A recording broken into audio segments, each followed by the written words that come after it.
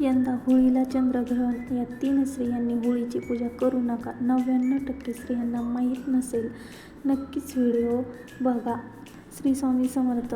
होळीच्या पौर्णिमे दिवशी या स्त्रियांनी चुकूनही होळीची पूजा करू नका. कळत होळीची पूजा केली गेली तर भोगावे लागतील वाईट परिणाम. जी गर्भवती महिला आहे तिने चुकूनही होळीची पूजा करू नका.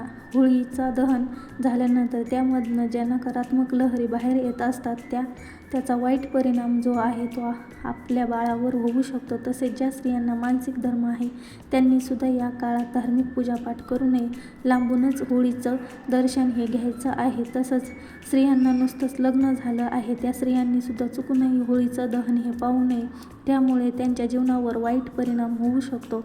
तसेच धार्मिक मान्यतानुसार सासू आणि सुनेने एकत्र पूजा होळीची करू नये. जर कळत पूजा केली गेली तर नात्यांमध्ये दुरावा होऊ शकतो.